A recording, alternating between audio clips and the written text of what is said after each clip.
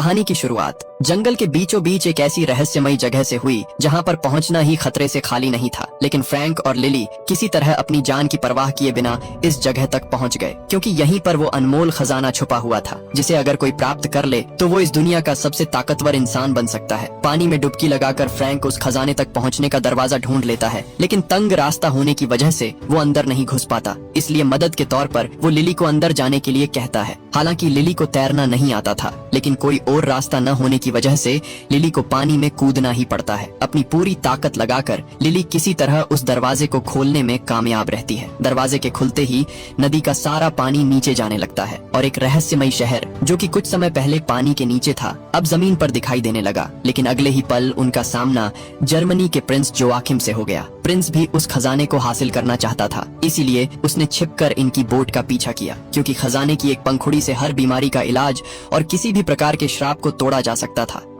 दरअसल आज से कई सौ साल पहले 1556 में डॉन अग्विरे नाम के एक शासक ने इस खजाने को ढूंढने की हर संभव कोशिश की, पर जब उसे पता चला कि खजाने तक पहुंचने का रास्ता एक नायाब पत्थर के अंदर छुपा है जो कि एक कबीले के सरदार के पास था, तब डॉन ने उसे मारकर पत्थर को छीनने की कोशिश की। लेकिन जंगल चुप नहीं बैठा और उसने डॉन के साथ साथ उसके साथियों को भी अपनी चपेट में ले लिया। कहा जाता है कि डॉन और उसके साथी आज तक उस जंगल में भटक रहे हैं। वही अब कहानी 400 साल आगे है, जहां हर कोई इस दास्तान को बस एक मनगढ़ंत कहानी मान रहा था। वही लिली को पूरा भरोसा था कि ये कोई मनगढ़ंत दास्तान नहीं बल्कि एक सच्ची घटना पर आधारित है। इसलिए लिली लंदन की सभा में घुसकर प्रिंस की नाक के नीचे से उस कीमती पत्थर को चुराकर भाग जाती है। प्रिंस बहुत गुस्सा होता है, लेकिन अब लिली उसकी पहुंच से बहुत दूर निकल चुकी थी। लिली बिना देर करे अगले दिन ही अमेज़न के जंगल में उस खजाने को ढूंढने के लिए निकल पड़ती है और यहीं पर लिली एक बोट की तलाश में फ्रैंक से मिलती है। फ्रैंक जब लिली के गले में उस रहस्यमयी पत्थर को देखता है तब फ्रैंक उसके साथ चलने के लिए राजी हो जाता है। यहाँ हमें पता चलता है कि फ्रैंक भी उस पत्थर के बारे में कुछ न कुछ तो जानता है। बिना एक पल गवाए ये लोग जल्दी से अपनी बोट में बैठते हैं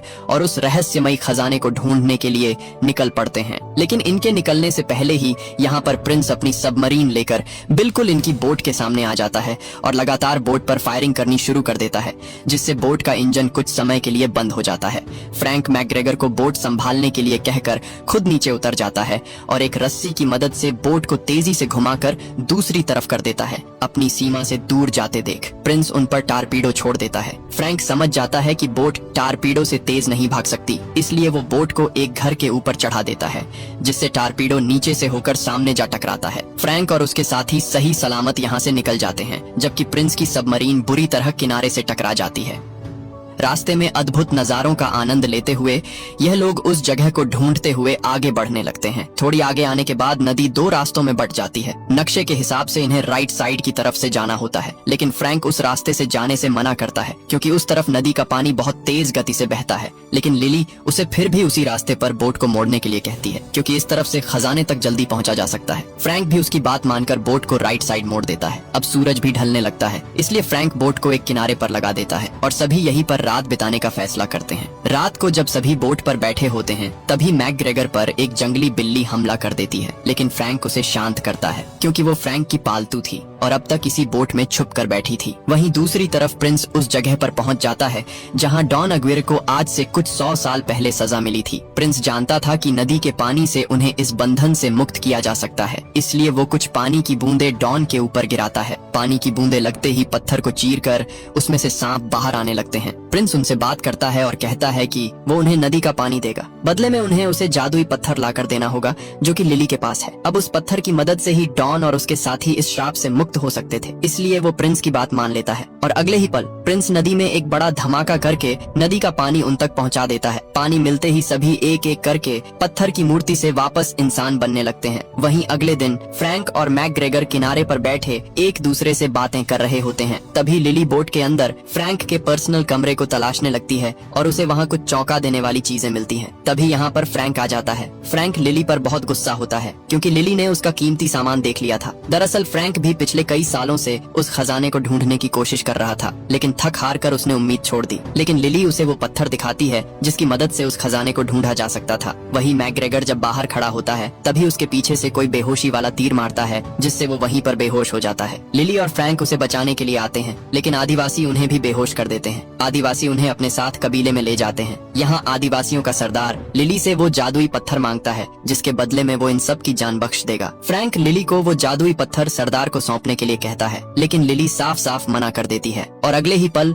लिली अपने हाथों की रस्सी काटकर आदिवासियों से लड़ने लगती है। और तभी सरदार लिली के सामने आता है और हंसते हुए अपना मास्क उतारकर फ्रैंक से कहता है कि बस अब ये नाटक और नहीं हो सकता। मतलब ये सभी कबीले वाले लोग फ्रैंक को पहले से ही जानते थे और इनको अगवा करने का प्लान भी फ्रैंक का ही था, क्योंकि वो लिली को डराकर उससे वो जादुई पत्थर हासिल करना चाहता था। लिली फ्रैंक की इस धोखाधड़ी पर बहुत गुस्सा हो जाती है और उसे एक जोरदार थप्पड़ मारती है। इसके बाद लिली कबीले की सरदार को वो पत्थर दिखाकर खजाने का रास्ता पूछती है। सरदार कुछ अजीब से मंत्र पढ़ती है और लिली को रास्ता पता चल जाता है जहाँ पर वो खजाना मिलेगा। सरदार एक जरूरी बात बताती है कि खजाना सिर्फ तब तक ही रहेगा जब तक चांद की रोशनी उस पर पड़ती रहेगी। अब खजाने का पता लगते ही लिली बिना एक पल गवाए निकलने की तैयारी करने लगती है, लेकिन वो फ्रैंक को अपने साथ नहीं लेकर जाना चाहती थी, क्योंकि उसे अब फ्रैंक पर भरोसा नहीं रहा। अब तक डॉन और उसके साथी भी यहाँ पर पहुँच जाते हैं। फ्रैंक जल्दी से लिली को अभी निकलने के लिए कहता है और तभी इनके रास्ते में डॉन आ जाता है। अब यहाँ पर सभी लिली के पीछे पड़ जाते हैं, क्योंकि उसके पास ही वो जादुई पत्थर था जिसे डॉन हासिल करना चाहता था। लेकिन फ्रैंक लिली को हर मुसीबत से बचाता हुआ बाहर निकलने की कोशिश करता है। तभी डॉन का एक साथी लिली को पकड़कर उससे वो पत्थर छीन लेता है और डॉन को पकड़ा देता है। डॉन पत्थर को लेकर यहाँ से निकलने ही लगता है कि तभी फ्रैंक उसके रास्ते में आ जाता है। फ्रैंक बार बार सांप के मुंह से पत्थर को छीनने की कोशिश करता है, लेकिन डॉन तलवार लेकर फ्रैंक के आर पार कर देता है। गिरने से पहले फ्रैंक पत्थर को छीन लेता है और नीचे गिरते हुए लिली को पकड़ा देता है। पेड़ों से टकराता हुआ फ्रैंक नीचे नदी में जा गिरता है। अब पत्थर लिली के पास था, इसलिए सरदार लिली को नदी से जितना दूर हो सके